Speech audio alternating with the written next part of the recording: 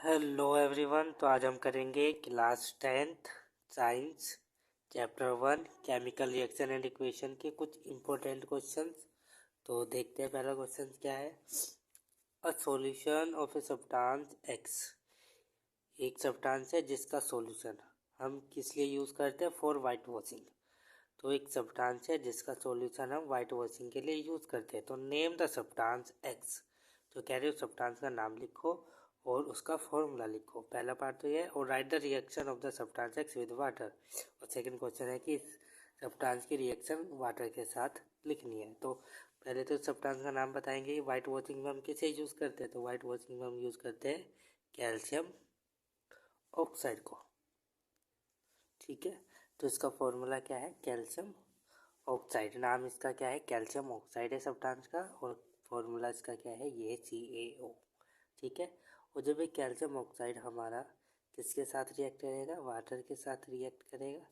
ठीक है, तो ये क्या बनाएगा, ये लिक्विड है वाटर, और ये कैल्शियम ऑक्साइड सॉलिड है। ठीक है, तो ये क्या बनाएगा, ये देगा हमें कैल्शियम हाइड्रोक्साइड। ठीक है, एक्वस फॉर्म में, प्लस हीट भी निकलेगी इसमें से, क्योंकि हीट निकल दिया तो क्या हो जाएगी, एक्सोथर्मिक रिएक्शन। और इसमें हम दो चीज़ों को मिला के एक बन रहा है, तो ये क्या है, कॉम्बिनेशन रिएक्शन भी है। तो आइडेंटिफाई भी पूछ लेगा ये कि आइडेंटिफाई द करो कि रिएक्शन कौन सी है। ठीक है, तो वाइट वॉशिंग के लिए हम किसको यूज़ करते हैं, कैल्शियम ऑक्साइड को। ठीक है, और इसको हम सेलेक्ट लाइम भी बोलते हैं। ठीक है, और जब ये कैल्शियम ऑक्साइड या सेलेक्ट लाइम हमारा वाटर के साथ रिएक्ट करता है तो फिर ये दे देता हमें कैल्शियम हाइड्रोक्साइड। ठीक है, जिसको हम दीवारों पे लगाते हैं वाइट वॉशिंग के लिए। ठीक है, तो इस पर वाइट वॉशिंग करने के बाद एकदम जस्ट क्या नहीं आती है, शाइनिंग नहीं आती है। तो उसको सूखने के बाद थोड़े से टाइम के बाद इसमें शाइनिंग आती है। कब आती है, जब हमारा कैल्शियम हाइड्रोक्साइड CO2 के साथ रिएक्ट करता है तो कैल्शियम कार्बोनेट बनता है। ठीक है, और जो शाइनिंग आती है वो इसी कैल्शियम कार्बोनेट की वजह से आती है। ठीक है, तो सेकंड पार्ट तो ये हो गया आपका, और फर्स्ट पार्ट ये हो गया। ठीक है, तो यही करना था, इसमें बताना था इसका नाम। तो अब हमारे पास है question number second. Some crystal of copper sulphate were dissolve in water. तो कॉपर सल्फेट के कुछ क्रिस्टल हमने वाटर के अंदर मिलाए हैं, घोले हैं। ठीक है, तो जो कलर है सॉल्यूशन का वो कैसा हो जाएगा, तो कैसा हो जाएगा, कॉपर सल्फेट कैसा होता है, ब्लू कलर का। जब इसको आप उसमें वाटर में डिजॉल्व करोगे तो वाटर भी आपका कैसा हो जाएगा, ब्लू कलर का। तो क्या आएगा इसमें, ब्लू कलर। तो अब हमारा है question number 3। The colour of aqueous solution of copper sulphate and ferrous sulphate are observed in the laboratory. तो ये कलर पूछ रहे हैं कॉपर सल्फेट सॉल्यूशन का और फेरस सल्फेट सॉल्यूशन का। तो कॉपर सल्फेट का जो कलर होता है वो होता है आपका डार्क ब्लू। ठीक है, और फेरस सल्फेट का होता है पेल ग्रीन। तो आपको ये ऑप्शन में गिवन होगा, और बहुत सारे आपको 3-4 ऑप्शन गिवन होंगे, 4 ऑप्शन, उसमें से आपको किस पे टिक करना है, डार्क ब्लू और पेल ग्रीन पे। तो अब है question number 4। Why is respiration consider an exothermic reaction, explain. तो कह रहे जो रेस्पिरेशन जो हमारी प्रोसेस है ये एक्सोथर्मिक रिएक्शन क्यों है। ठीक है, इसको एक्सोथर्मिक रिएक्शन क्यों कंसिडर करते हैं, तो इसको हमें क्या करना है, एक्सप्लेन करना है। तो इसका आंसर लिखा है आपकी, ठीक है, तो इसका आंसर ये लिखा है, we all know that we need energy to stay alive, we get this energy from the food we eat. तो हमें पता है कि एनर्जी हमें चाहिए अलाइव रहने के लिए, जीवित रहने के लिए, और ये एनर्जी हमें किससे मिलती है, फूड से मिलती है जो हम खाते हैं। During digestion food is broken down into simpler substances. और जब डाइजेशन होता है तो जो फूड हमने खाया है ये सिंपलर सब्सटेंसेस में टूटेगा। For example rice, potatoes and bread contain carbohydrate. जो राइस है, पोटैटोज है, ब्रेड, इसके अंदर क्या कार्बोहाइड्रेट है। This carbohydrate are broken down to form glucose. और जब ये कार्बोहाइड्रेट टूटते हैं तो ये क्या बनता है, ग्लूकोज बनता है। और this glucose combine with oxygen in the cell of our body. और ये ग्लूकोज है किसके साथ मिलेगा, एनर्जी के साथ मिलेगा। ठीक है, सेल्स के अंदर क्या मिलेगा, सॉरी ऑक्सीजन के साथ मिलेगा। ग्लूकोज ऑक्सीजन के साथ रिएक्शन करेगा हमारी सेल्स के अंदर, बॉडी के अंदर, और प्रोवाइड एनर्जी। और इससे क्या निकलती है, एनर्जी निकलती है। तो इसमें से जब एनर्जी निकलती है, जब भी रिएक्शन होती है ग्लूकोज की ऑक्सीजन के साथ जब रिएक्शन होती है तो कार्बन डाइऑक्साइड और वाटर मॉलिक्यूल बनता है और साथ में एनर्जी निकलती है। तो एनर्जी निकलने की वजह से इस प्रोसेस को हम क्या बोलते हैं, exothermic process. This special name of this reaction is respiration. तो ये जो रिएक्शन चली है इस रिएक्शन का स्पेशल नेम क्या है, रेस्पिरेशन है। ठीक है, क्योंकि इसमें क्या निकल रही है, एनर्जी भी ये हमें प्रोवाइड करता है और एनर्जी निकलती है, और जो एनर्जी निकलती है इसमें से वही हम यूज़ करते हैं एज एनर्जी, वो मतलब हमें एनर्जी मिलती है। ठीक है। Question number 5, why are decomposition reaction called opposite of combination reaction, write equation for this reaction. तो कह रहे जो डिकम्पोजिशन रिएक्शन है इसको हम अपोजिट ऑफ कॉम्बिनेशन रिएक्शन क्यों बोलते हैं, मतलब इसको कॉम्बिनेशन रिएक्शन का अपोजिट क्यों बोलते हैं। ठीक है, तो इसकी इक्वेशन बतानी है, हमें एग्जांपल देना है और बताना है। तो जैसे कि हमें पता है डिकम्पोजिशन से पता चल रहा होगा कि एक सिंपलर सब्सटेंस दो टूटेगा। ठीक है, और कॉम्बिनेशन में दो या तीन पार्ट्स क्या होंगे, एक साथ जुड़ेंगे और एक मॉलिक्यूल बनेगा। इसमें एक मॉलिक्यूल पार्ट्स में टूटेगा और इसमें दो तीन पार्ट्स क्या होंगे, एक साथ जुड़ेंगे और एक मॉलिक्यूल बनेगा, इसलिए क्या है, अपोजिट है। जैसे कि हमें दे रखा है when two almost substances combine to form a single product, क्या दो या दो से ज़्यादा सब्सटेंस एक साथ मिलेंगे और क्या बनाएंगे, सिंगल प्रोडक्ट बनाएंगे। इस रिएक्शन को हम क्या बोलते हैं, कॉम्बिनेशन रिएक्शन। और इसका एग्जांपल ये हो सकता है H2+O2, आप इसको मिलाओगे एक साथ तो क्या बनाएगा, वाटर मॉलिक्यूल। तो इसके एग्जांपल बहुत सारे हो सकते हैं, इसमें रिएक्शन लिखनी है आपको। ठीक है, और डिकम्पोजिशन इसका उल्टा हो जाएगा, एक सिंगल प्रोडक्ट दो या दो से ज़्यादा सब्सटेंसेस में ब्रेक डाउन हो जाएगा, उसे बोलेंगे डिकम्पोजिशन रिएक्शन। तो इसलिए एक दूसरे के क्या अपोजिट है, एक में जुड़ रहा है एक में टूट रहा है। ठीक है, तो ये डिकम्पोजिशन की definition, a single reactants break down to give a simpler products.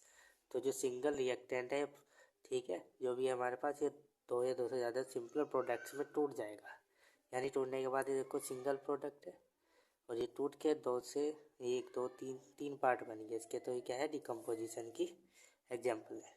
अब है हमारे पास question number 6, why does the colour of the copper sulphate solution change when iron nail is dipped in it. तो कह रहे जो copper sulphate solution है इसका कलर चेंज हो जाता है जब आप उसमें क्या डालते हो, नेल डालते हो, तो उसका रीज़न आपको लिखना है।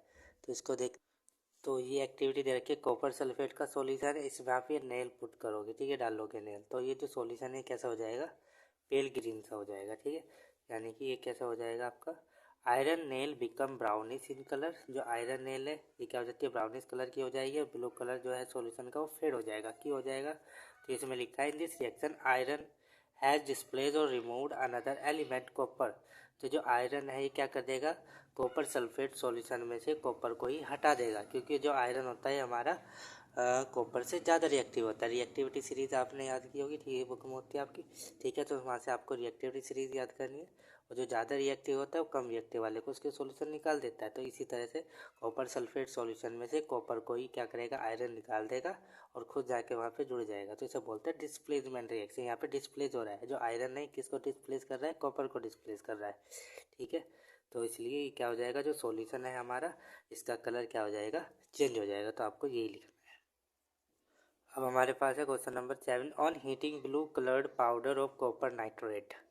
तो हमने क्या करा है, जो कॉपर नाइट्रेट का जो पाउडर है ब्लू कलर का, उसको हमने क्या किया है, हीट किया है बॉइलिंग ट्यूब के अंदर। Black copper oxide, oxygen and a brown gas excess form. तो क्या कर रहे हैं, आपने क्या लिया है, कॉपर नाइट्रेट का पाउडर लिया है, ये ब्लू कलर का है, और आपने एक ट्यूब ली है, बॉइलिंग ट्यूब, और उसमें इसको क्या किया है, हीट किया है। ठीक है, तो जब आप इसको हीट कर रहे हो तो उसमें से एक तो बना है ब्लैक कॉपर ऑक्साइड, ऑक्सीजन निकल रही है, और ब्राउन रंग की एक गैस भी निकल रही है। तो इस गैस का नाम आपको बताना है, ये जो गैस निकल रही है ये कौन सी गैस निकल रही है। तो इसका आंसर ये आपकी एनसीईआरटी बुक में, ठीक है, पेज नंबर 8 पर। ठीक है, तो हमने लिया है लेड नाइट्रेट का पाउडर और इसको बॉइलिंग ट्यूब में हीट कर रहे हैं। ठीक है, जब आप इसको हीट कर रहे हैं तो ब्राउन कलर की क्या निकल रही है, फ्यूम्स निकल रहे हैं। तो जो ब्राउन कलर के फ्यूम्स निकल रहे हैं, यानी ब्राउन कलर की जो गैस निकल रही है। ठीक है, तो ये कौन सी गैस है, ये है आपकी नाइट्रोजन डाइऑक्साइड। ठीक है, इसे क्या बोलते हैं, नाइट्रोजन डाइऑक्साइड। तो the emission of brown fumes, this fumes are of nitrogen dioxide. और जो रिएक्शन होगी उसमें, ये आपकी रिएक्शन हो जाएगी, ये आप यहाँ से याद कर लेना। लेड नाइट्रेट को हीट किया है हमने तो लेड ऑक्साइड बना है, और नाइट्रोजन डाइऑक्साइड बना है। ठीक है, और ऑक्सीजन गैस बनी है। ठीक है, तो जो ब्राउन फ्यूम्स आ रही है वो किसकी आ रही है, नाइट्रोजन ऑक्साइड की आ रही है। ठीक है, और नाइट्रोजन डाइऑक्साइड की आ रही है। और नाइट्रोजन क्या है हमारा, नॉन मेटल है, और जब नॉन मेटल ऑक्सीजन के साथ बनाता है तो ये कैसा ऑक्साइड बनता है, जब नॉन मेटल हमारा ऑक्सीजन के साथ रिएक्ट करता है तो ये हमारा बनता है। तो जो बुक में दे रखा था वो आपको दे रखा था लेड का, लेड नाइट्रेट का, लेकिन ये हमने क्या मांग रहे, कॉपर। तो आइडेंटिफाई तो आपने कर दिया, गैस कौन सी है, NO2। ठीक है, क्या है, नाइट्रोजन डाइऑक्साइड। सेकंड में बैलेंस केमिकल इक्वेशन लिखनी है, तो कॉपर नाइट्रेट यानी कि NO3 तो ये जब इसको आप हीट करोगे तो इसमें से क्या निकलेगा, कॉपर ऑक्साइड ब्लैक कलर का, साथ में ऑक्सीजन निकलेगी और नाइट्रोजन डाइऑक्साइड गैस निकलेगी। ठीक है, तो नाइट्रोजन डाइऑक्साइड है क्योंकि ये क्या है, ऑक्साइड है, और इसके साथ क्या लगा हुआ है, नॉन मेटल। तो जो नॉन मेटेलिक ऑक्साइड होते हैं कैसे होते हैं, हमारे एसिडिक ऑक्साइड होते हैं। ठीक है, कैसे होते हैं, एसिडिक इन नेचर होते हैं। जब ऑक्सीजन हमारा नॉन मेटल के साथ रिएक्ट करता है तो क्या बनाता है, एसिडिक ऑक्साइड। और जब ये मेटल के साथ रिएक्ट कर रहे थे तो ये क्या बनाता है, बेसिक ऑक्साइड। तो ये पूछ रहे हैं इसकी पीएच रेंज क्या होगी। जब ये एसिडिक ऑक्साइड है, ये क्या है, एक एसिडिक ऑक्साइड है। ठीक है, और एसिडिक की रेंज आपको पता ही होगी क्या होती है, पीएच की रेंज 0 से 7। 7 न्यूट्रल होता है। ठीक है, तो इसकी रेंज क्या हो जाएगी, 0 से 7 एसिडिक के लिए। ठीक है, और बेसिक के लिए क्या हो जाता है, 7 से 14। ठीक है, अगर यहाँ पे मेटल होगा तो बेसिक हो जाएगी। ठीक है, तो आई होप आप सबके क्वेश्चन समझ में आए होंगे। तो नेक्स्ट वीडियो में करेंगे हम नेक्स्ट चैप्टर के question. So thank you for watching this video.